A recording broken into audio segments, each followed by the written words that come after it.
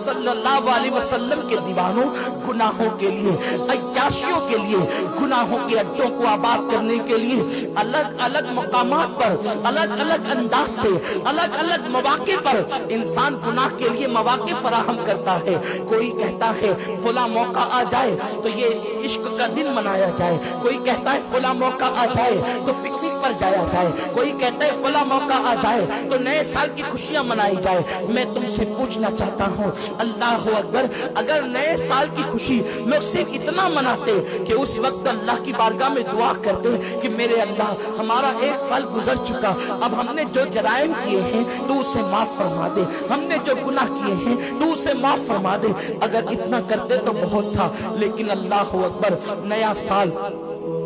नए साल को इस्तिकबाल देते हुए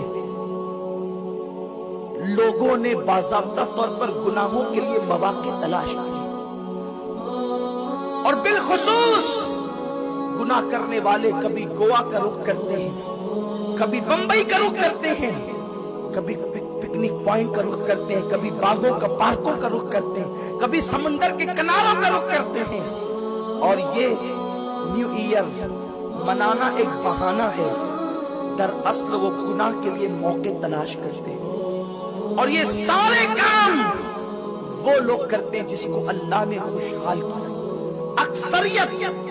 कुछ चर्बी चढ़े हुए गरीब भी हैं जिनके लिए बुजुर्गों ने कहा है कि गरीब के पेट में 4 पांव होते हैं। ऐसे लोग भी मालदारों की बराबरी के लिए गुनाहों के मौके तलाश करते हैं। मेरे प्यारे आका सल्लल्लाहु अलैहि वसल्लम के प्यारे दीवानों, न्यू ईयर के हवाले से 3 गुनाह खास तौर पर किए जाते हैं। एक तो शराब, एक तो ज़िना, अल्लाहु अकबर, और एक तो जुल्म। मेरे प्यारे आका सल्लल्लाहु अलैहि वसल्लम के प्यारे दीवानों, लोगों ने अब ये अपने ऊपर लाजिम कर लिया है कि 31 दिसंबर को हमें वो नाइट मनानी ही होगी, और पूरी दुनिया के अंदर, बल्कि अल्लाहु अकबर, दुबई जैसे शहरों को ऐसे सजाया जाता है जैसे दुल्हन।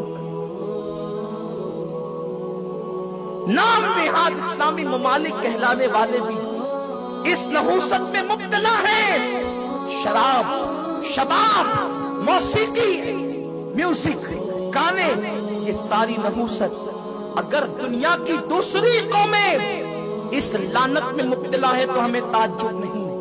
इसलिए कि जिनके पास कानून ही ना हो, जिनके पास दस्तूर ही ना हो, अगर वो ये सारी बुराइयां करें तो ताज्जुब की बात नहीं, क्योंकि जिनके हाथ कटे हों, जिनकी आंखें अंधी हो, जिनके कान बहरे हो, अगर वो ये सारी लानतों में डूबे कोई ताज्जुब नहीं। लेकिन जिसके पास रहमतुल लिल आलमीन का कानून मौजूद हो, जिसके पास कुरान जैसी किताब मौजूद हो, जिसके पास अहदीस मुस्तफा जैसी, अल्लाहु अकबर, अजीम नेमतें मौजूद हो,